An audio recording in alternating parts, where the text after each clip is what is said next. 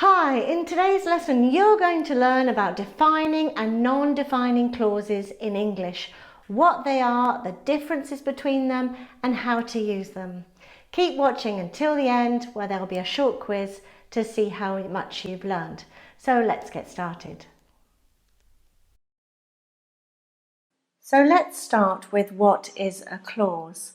A clause is a group of words containing a subject and a verb, which form a sentence or part of a sentence. So an example could be, I can't cook very well, but I make quite good pancakes. I can't cook very well is a clause, and I make quite good pancakes is a clause too. They are main or independent clauses, that is, they are of equal importance and could each exist as a separate sentence, but we won't go into that today. Each clause has a subject, I, and a verb, here cook and make. Whereas a relative clause starts with a relative pronoun, either who, which, that, whose, where, when, whom, and why. For example, the man who called you is my dentist. The relative clause is who called you. There are two types of relative clause, defining and non-defining. So what is a defining relative clause?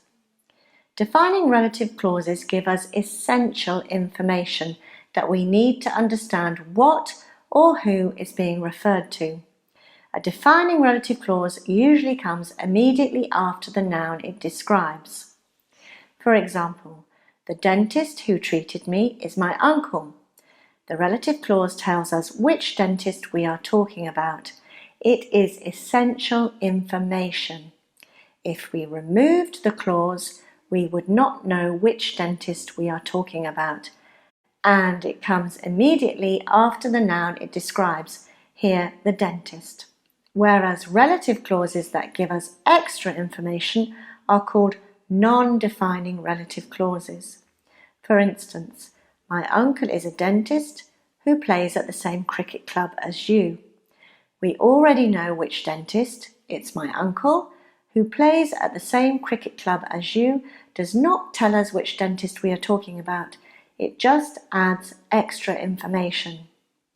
So what are the other differences between defining and non-defining relative clauses? First up, defining relative clauses are never separated from the rest of the sentence by commas. The dentist who treated me is my uncle has no commas, whereas non-defining relative clauses must be separated from the rest of the sentence by commas. My uncle is a dentist, comma, who plays at the same cricket club as you. Defining relative clauses and non-defining relative clauses may both begin with these relative pronouns. Who, for people. The woman who lives next door is a doctor. This is essential information.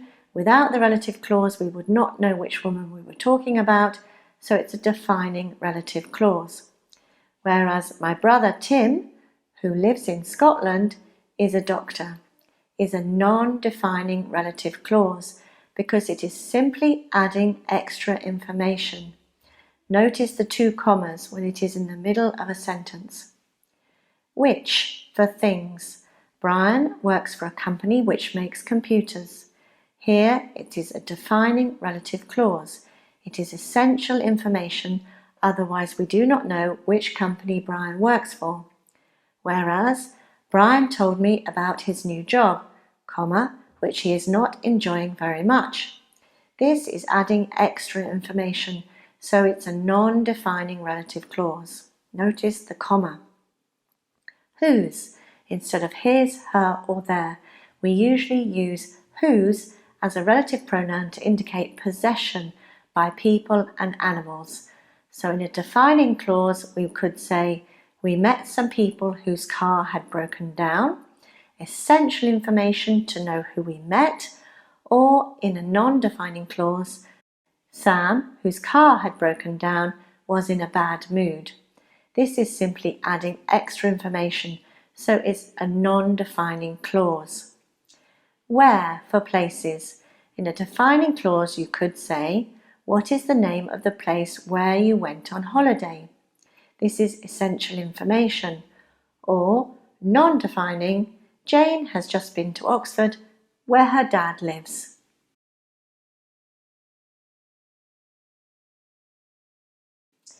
When for times. I remember the day when I met you.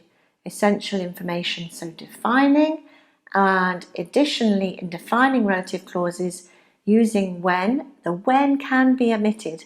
So you could also say, so I remember the day I met you. And this picture was taken yesterday when it was raining. This is adding extra information, so therefore it's a non-defining clause. Whom, for people as the object of a clause. This is mainly used in written English and is increasingly rare. For example, this is George, whom you met last year. And in a non-defining clause, this morning I met Charles, whom I hadn't seen for ages. Some relative pronouns can only be used in defining clauses. Why can only be used in a defining relative clause after the words the reason. So, for example, the film was the reason why he became famous.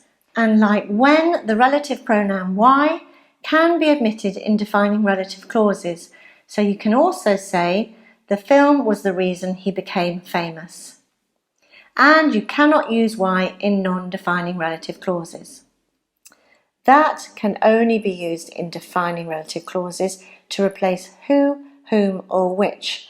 So you could say the picture which hangs on the wall, or also correct is the picture that hangs on the wall, or with who, the woman who he married, or the woman that he married.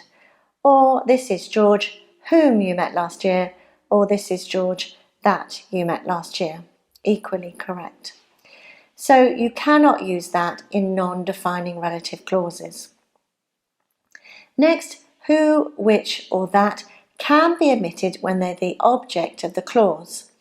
The medicine, which or that the doctor gave me, should be taken twice a day. Here the medicine is the object of the clause. The subject doing the action is the doctor. What did he give? The medicine, the object of the clause. So here you can leave out which or that and just say, the medicine the doctor gave me should be taken twice a day. Whereas in non-defining clauses, you cannot leave out the relative pronoun. Both in defining and non-defining relative clauses, the relative pronoun can define the subject or the object of the verb. So firstly, in defining relative clauses, we have the picture which hangs on the wall is old.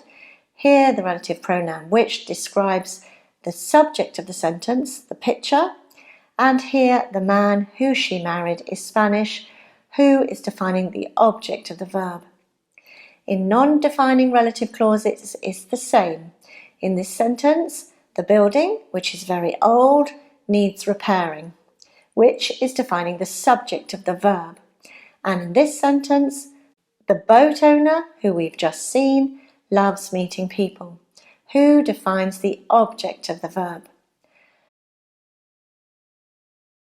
For both defining and non-defining relative clauses, we always omit the object pronoun, her, him, it, etc., when we make a relative clause.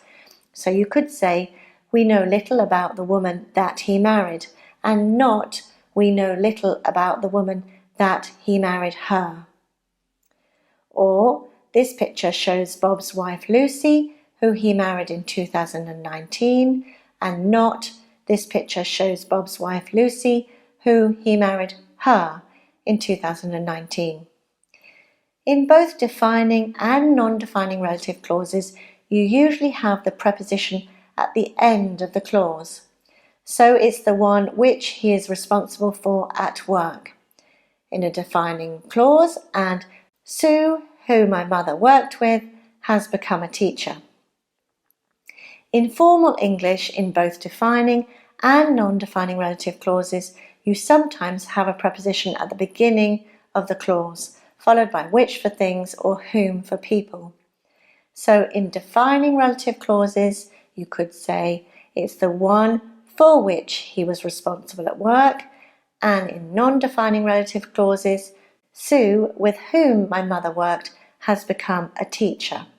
Also, in both defining and non-defining relative clauses, we cannot use that after a preposition in a relative clause. So you would say, the room in which the meeting was held was too small, and not the room in that the meeting was held was too small. And finally, defining relative clauses are used in writing and speaking, whereas non-defining relative clauses are more common in writing than in speaking. So now it's your turn. Choose the correct sentence between the two sentences given. Pause the video if you need to and think about the reasons why this is the case. 1. Have you ever been back to the town that you were born in? Notice the comma before the relative pronoun. Or, have you ever been back to the town you were born in? With no commas. The second sentence is correct. This is essential information, otherwise you would not know which town you are talking about, so it's a defining relative clause and therefore has no commas. 2. My left ankle, which I broke last winter, is still giving me trouble. Notice in the first sentence there are no commas and in the second there are. The correct sentence is the second one with the commas. Here the clause, which I broke last winter, is extra information and not essential to understanding the sentence. Therefore, it is a non-defining relative clause and needs commas. 3. The friend that I want to introduce you to is away this weekend. Or, the friend that I want to introduce you to her is away this weekend. Write your answer down below in the comment section and explain why this is the correct answer. And I promise to get back to you with feedback on how you've done. That's it for now. I hope you feel more confident using defining and non-defining clauses in English. Remember to like this video if you found it useful, share it with your friends and colleagues learning English. They'll thank you for it, and don't forget to subscribe to my channel, Oxford English Now, for more free English language videos. So take care, that's it for now, and see you very soon. Bye bye.